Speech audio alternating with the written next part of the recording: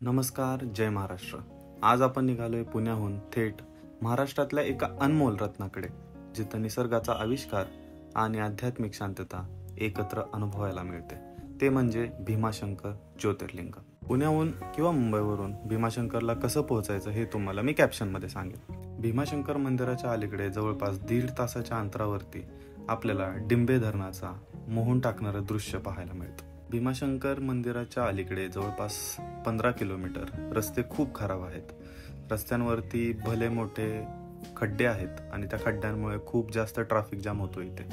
भीमाशंकर मंदिरापासून अलीकडे 5 किलोमीटर वरती पार्किंग सुरू होतात, जिथे आपल्याला 4 व्हीलर पार्क करण्याची सोय आहे। 1 नंबर पार्किंग पर्यंत आपण 2 व्हीलर घेऊन जाऊ शकता, बट मी सजेस्ट करेन की तुम्हाला 5 नंबर पार्किंग वरतीच तुम्ही तुमचे व्हेकल पार्क करा आणि तिथून तुम्ही बस पकडून भीमाशंकर मंदिरापर्यंत येऊ शकता। नाहीतर आमच्यासारखे तुम्हाला लिफ्ट मागून भीमाशंकर मंदिरापर्यंत जावं लागेल।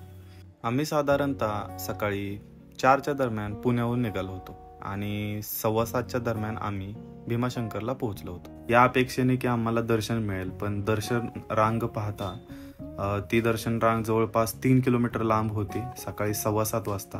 त्यामुळे आम्ही निर्णय घेतला की फक्त मुखदर्शनच करूया। तुम्हाला जे समोर दिसतं आहे ती कमान म्हणजे मुख्य प्रवेशद्वार आहे भीमाशंकर मंदिराकडे जाण्यासाठीचं। त्या दिवशी रविवार होता आणि गर्दी खूप होती आणि श्रावण महिना देखील चालू होता, त्यामुळे आम्हाला थोडासा प्रॉब्लेम झाला। बट आम्ही शेवटी मुखदर्शनाची लाईन पकडली, पण मुखदर्शन घेण्यासाठीही आम्हाला जवळपास 1 ते 1.5 तास लागला। तर तुम्ही समजू शकता यावरून की गर्दी किती अफाट असते। आणि विशेष म्हणजे एवढा वेळ उभं राहून मुखदर्शन घेण्यासाठी तुम्हाला तिथे 1 सेकंद सुद्धा थांबवलं जात नाही। आणि तुम्ही पाहू शकता की मंदिराच्या आजूबाजूने पूर्ण ताडपदरी लावलेली आहे की तुम्ही काहीच आतलं पाहू शकत नाही आणि मंदिर एकदम पॅक केलेलं आहे की तुम्ही एक्झॅक्ट मंदिर कसं आहे तेही पाहू शकत नाही।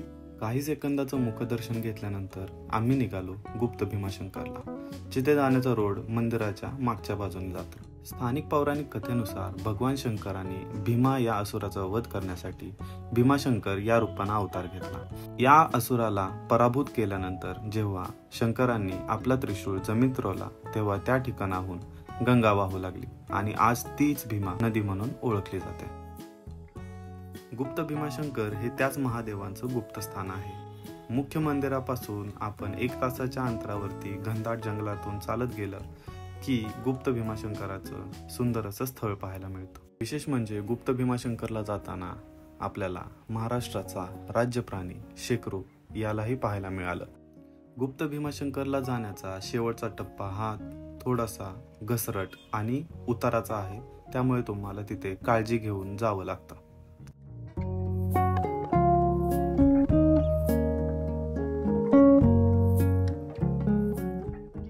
पूर्णपणे खाली उतरल्यानंतर तुम्हाला दिसतो सुंदर असा वाहता झरा। त्या झऱ्यापासून डाव्या बाजूला खालच्या बाजूला उतरल्यानंतर तुम्हाला दिसतं गुप्त भीमाशंकर।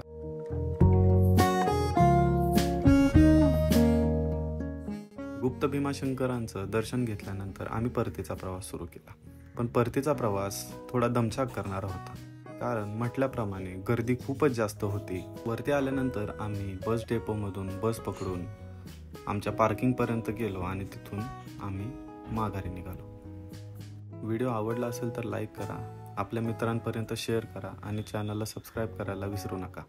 धन्यवाद। जय महाराष्ट्र। भेटूया पुढच्या व्लॉगमध्ये।